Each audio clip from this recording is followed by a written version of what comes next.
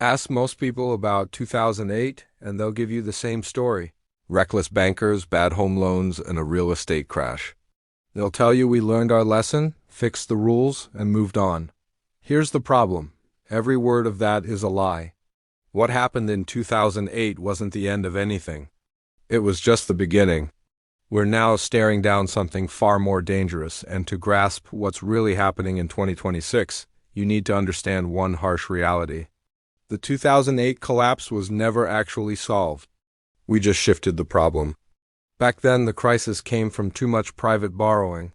Regular people and financial institutions had taken on massive debt to purchase homes they simply couldn't pay for.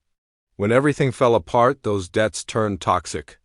In a normal functioning market, bad loans get wiped out, failed banks shut down, and the debt disappears. But governments across the developed world couldn't stomach that pain. Instead, they pulled off the biggest financial magic trick in human history. They grabbed all that poisonous private debt and dumped it onto government books. They rescued failing banks by printing government bonds.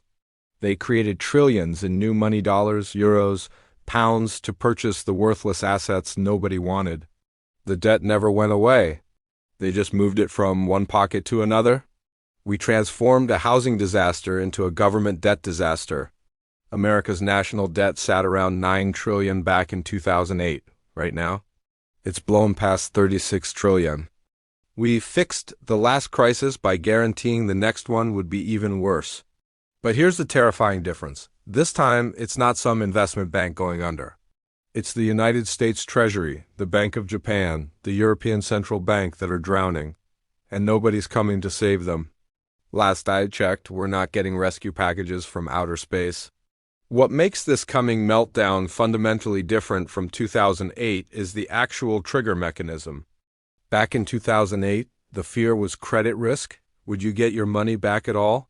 In 2026, we're facing duration risk. You'll get paid back? Sure, but with money that's completely worthless. You can see this playing out in what we're calling the everything bubble. In 2008, only housing was overinflated. Stocks and bonds were reasonably priced. Today, every single asset is in bubble territory. Home prices compared to income have never been higher. Stock market valuations are more extreme than the 1929 crash or the 2000 dot-com bust. And most critically, government bonds, supposedly the safest investment on earth, are priced as if inflation will magically stay at 2% forever. That fantasy is already crumbling. When literally every asset class is overpriced at once, you can't protect yourself through diversification anymore. In 2008, you could dump your house and hide in safe treasury bonds. Today, those treasury bonds are the epicenter of the danger. This explains why the classic 60-40 portfolio, 60% stocks, 40% bonds, just had its worst year in a century. Both supposed safety nets are sinking together. The decay is especially obvious in commercial real estate. As we move through 2026, office vacancy rates in major cities are hitting 20% to 25%. Skyscrapers in San Francisco, New York, London, they're financial zombies. But unlike 2008, when the big Wall Street banks held these toxic assets, today they're sitting in regional banks and pension funds. We've got roughly $1.5 trillion in commercial real estate loans coming due right now. The buildings are worth less than what's owed on them. Property owners are literally mailing the keys back to banks. But here's the catch: banks and actually accept those keys because admitting the loss would destroy their capital reserves. So everyone's playing this game of pretend, agreeing to ignore the fact that the collateral is worthless.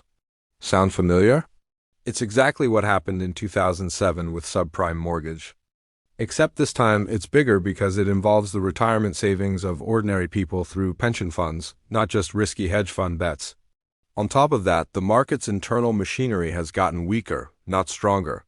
After 2008, regulators introduced new rules, Dodd-Frank, Basel III, forcing banks to hold more reserves.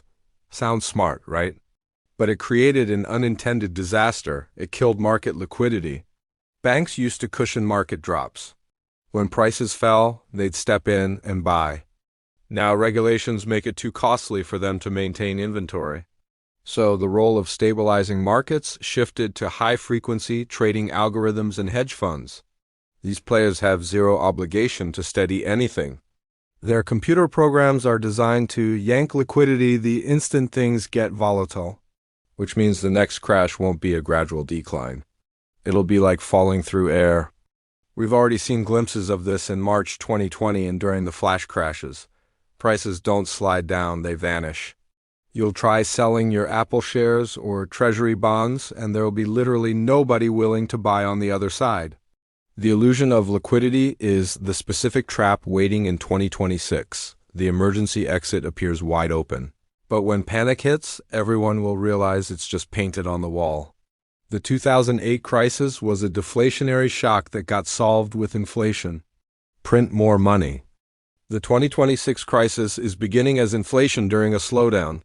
The economy's weakening, but living costs keep climbing because the currency is being watered down to keep government debt manageable.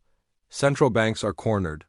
If they drop interest rates to help the economy, inflation rockets to 10% or 15%. If they raise rates to fight inflation, the government goes bankrupt because it can't afford interest payments on $36 trillion in debt. In 2008, Ben Bernanke could slash rates to zero because inflation was under control. In 2026, Jerome Powell and his successors don't have that option. The medicine that saved us before cheap money is now the poison killing us. We've entered the endgame of the debt supercycle. The board is set, the kings are trapped, and the practice round just ended. To truly grasp how big this approaching storm is, we need to examine the specific weapon that turned a manageable 2008 correction into a worldwide catastrophe. Derivatives.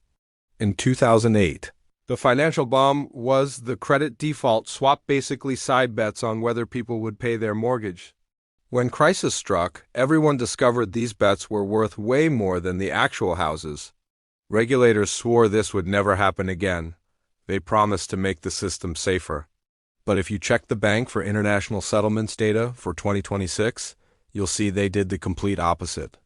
They didn't shrink the casino. They just moved it into a darker back room. The total notional value of global derivatives today sits at over $1 quadrillion. That's $1,000 trillion.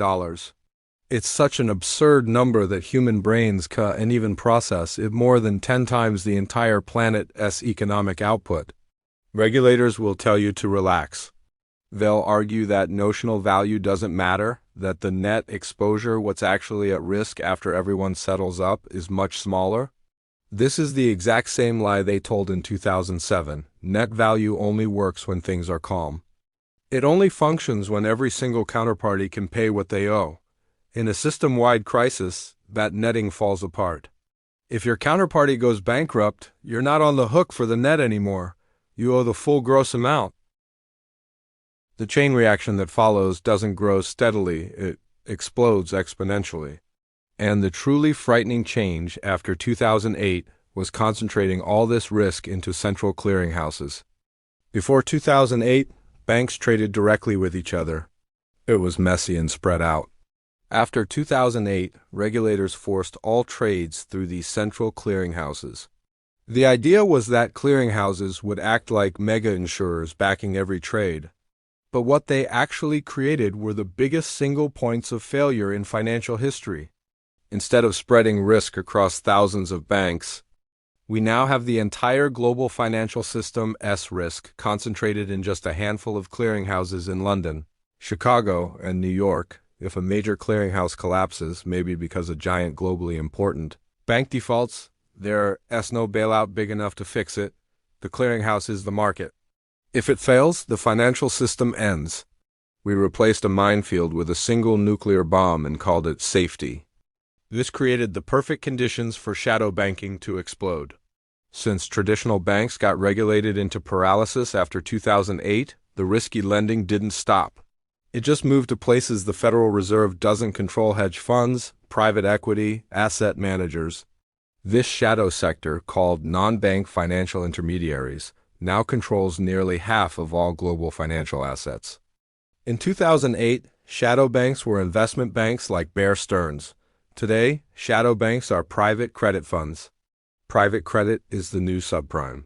It's a $1.7 trillion market of loans to risky, unrated companies that couldn't get normal bank loans. These loans can't be easily sold. They don't trade publicly. There's no market price. The managers of private credit funds value these loans at full price, even when the economy's crashing, because they use fantasy accounting methods. They're lending to companies drowning in debt, assuming interest rates would stay low forever. Now that rates are 5% or 6%, these zombie companies are defaulting. But because private credit funds don't mark down their asset values, nobody panics yet. It's the cartoon moment where the coyote runs off the cliff but hasn't looked down. When the liquidity crisis hits, when investors try pulling their money from these private credit funds, the funds will lock the doors. They'll tell you, sorry, your money's frozen. That's when panic moves from the shadows into the streets. Pension funds that loaded up on private credit chasing higher returns will suddenly realize their assets are locked up. The interconnections create a kill switch. You might think, who cares if a hedge fund fails? But hedge funds borrow from major banks. Private credit funds leverage their portfolios with credit lines from JP Morgan and Goldman Sachs. When shadow banks collapse, they drag the traditional banks down with them. We saw a preview with Archegos Capital in 2021. One invisible family office exploded and caused $10 billion in overnight losses for Credit Suisse and Nomura. Archegos was tiny. Imagine what happens when a whale like a massive multi-strategy hedge fund or giant private equity firm hits the wall. System leverage isn't 10-to-1 like 2008 in derivatives, it's far worse. We also need to look at the pension fund time bomb. In 2008, pension funds were boring investors holding basic stocks and bonds. But after 15 years of zero interest rates, they couldn't hit their 7% return targets with safe bonds. So they moved into riskier territory. They piled into private equity, venture capital, and complex derivative strategies called liability-driven investments. We watched this explode in the UK in 2022. British pension funds used derivatives to manage their risks. When rates jumped, they got hit with margin calls requiring immediate cash. They had to sell their safest assets, government bonds, to pay those margin calls. This nearly destroyed the entire UK pension system in 48 hours. The Bank of England had to print emergency money to save them. The same setup exists everywhere. American pension funds are essentially betting against volatility and betting on having liquid assets available. They're assuming they won't need to pay out cash quickly. But as baby boomers retire, funds become cash flow negative. They need to pay cash every month. If their money's trapped in locked private credit funds or they face derivative margin calls, they're bankrupt. The bailout for this won't be billions. It'll be trillions. Government can't let the pension system collapse. It's political suicide. So the Federal Reserve will be forced to monetize pension liabilities. They'll print money to fill the pension fund holes. This is socializing the shadow risk. Shadow banks took the risks and collected fees for a decade. When the bill arrives, currency holders, that's you, will pay through inflation. The 2008 crisis was about solvency bad loans. The 2026 crisis is about liquidity, no available cash. In a solvency crisis, you can pretend loans are fine for a while. In a liquidity crisis, you die instantly. If you owe a margin call at 4 p.m. and don't have the cash, you're liquidated at 4:01 p.m. The speed of this coming crisis will shock everyone. Digital banking, algorithmic trading, and 24/7 news cycles mean bank runs don't take days of people standing in line. They take seconds, people clicking an app. Silicon Valley Bank lost $42 billion in 24 hours. The next crisis will see trillions move in minutes. Regulators are fighting yesterday's war with tools designed for a slow, analog world. They're bringing a stopwatch to a high-frequency trading gunfight. The circuit breakers they installed to stop crashes will likely fail, or worse, create panic when markets realize they're locked in a burning building with welded shut doors. This is the reality of the post-2008 fix. They built a system that's safer in calm weather, but exponentially more fragile during storms. And the storm clouds aren't just gathering, they're already breaking overhead. The final destination of this financial path isn't just a market crash, it's a complete regime change. When the derivatives superbubble finally explodes, probably triggered by a sovereign bond market seizure or shadow banking failure, the government response will look nothing like 2008. In 2008, they had options. Interest rates were at 5%, debt to GDP was 60%, and people still trusted institutions. In 2026, rates are trapped, debt exceeds 120% of GDP, and institutional trust is at rock bottom. The Federal Reserve and Treasury will realize they can't save the system just by making money cheaper. They'll have to change what money actually is. The crisis will be used to justify implementing central bank digital currency. This isn't conspiracy theory, it's the logical conclusion of a debt-based system hitting its mathematical wall.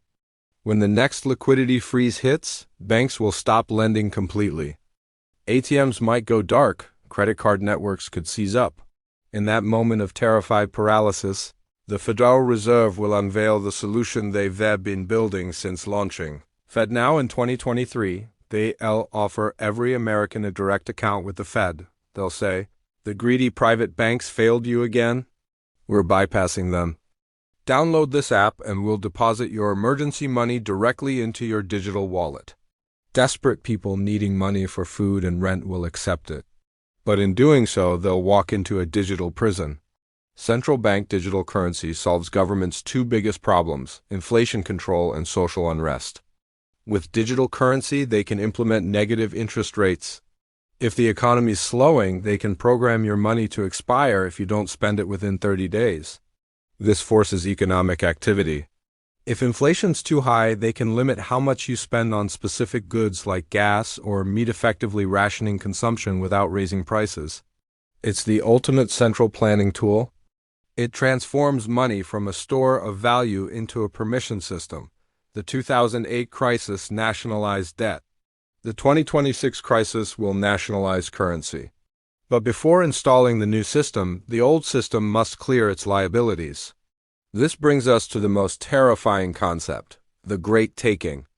Unknown to 99% of investors, the legal framework around financial assets was quietly rewritten over the last 20 years, specifically through changes to the Uniform Commercial Code Article 8. You think you own your stocks and bonds?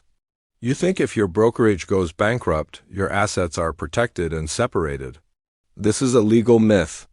In today's financial system, you're not the owner. You're a security entitlement holder, essentially an unsecured creditor to your broker. Your broker holds the assets, but they often pledge those same assets as collateral to derivative clearinghouses to fund their own trading. This is called rehypothecation. In a systemic collapse where the derivatives complex explodes, that $1 quadrillion bomb clearinghouses have legal rights to seize collateral to cover losses. They have super priority status in bankruptcy. This means in the next crisis, derivative counterparties get paid first. Regular depositors and stock owners get paid last. If the hole is big enough, your stocks, bonds, and ETFs could be legally confiscated to pay off shadow bank gambling losses. You'll log into your brokerage and it'll just show zero or be frozen for restructuring for 10 years. This is the bail-in model. In 2008, they used taxpayer money to bail out banks. That was a bailout. In 2026, they'll use depositor and investor assets to save the system. That's a bail-in.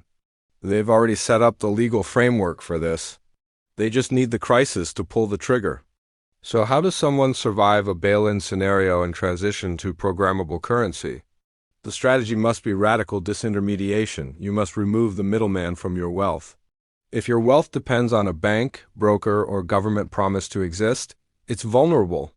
First, physical gold and silver. This is the only asset that isn't someone else's debt. It can't be hacked, can't be erased by a computer error, and can't be bailed in. It's true private property. In a world of digital surveillance, physical precious metals are the last fortress of financial privacy. They're your analog firewall. Second, self-custody Bitcoin. Bitcoin is the only digital asset existing outside the UCC Article 8 framework if you control your own private keys. If you leave it on an exchange, you're just another creditor. But if you hold it on a hardware wallet, it's a bearer asset. It's property that can't be confiscated. It lets you transport wealth across borders if your domestic situation becomes unbearable. Third, the debt-free principle. You must eliminate all debt. In a deflationary crash, the initial crisis phase asset prices collapse, but your debt stays the same.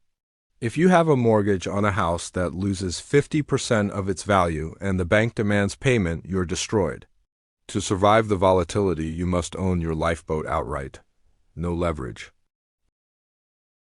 Leverage is what kills you when volatility spikes. Fourth, localize your supply chain. The financial crisis will shatter the global just-in-time delivery system. Letters of credit that make international trade possible will freeze. Ships will stop moving. You need to source your food and energy within a 50-mile radius. This isn't doomsday prepping. It's supply chain resilience. Know your local farmer. Have backup power sources? The global village is closing. The local fortress is opening. The mental shift is the hardest part. We've been trained for 40 years to believe passive investing works forever. Just buy the S&P 500 and wait. This only works during long debt cycle expansions. We're at the cycle's end. The passive investor is a sheep waiting to be sheared. The real 2026 crisis is a wealth transfer event. Wealth never gets destroyed. It just changes hands. It'll transfer from creditors, people holding bonds and cash to debtors like government. It'll transfer from the paper class stockholders to the real asset class commodity holders. It'll transfer from the unprepared to the prepared. The 2008 crash was a warning shot. It was the universe showing us the system is broken. We ignored that warning. We doubled down on debt, leverage, and delusion. Now warning time is over. The mathematics have taken control. The 2008 crash was just the warm-up. What's coming next is the main event. And in this event, there are no spectators. You're either a casualty of the reset, or you re one of the few who saw it coming and built your ark while the sun was still shining.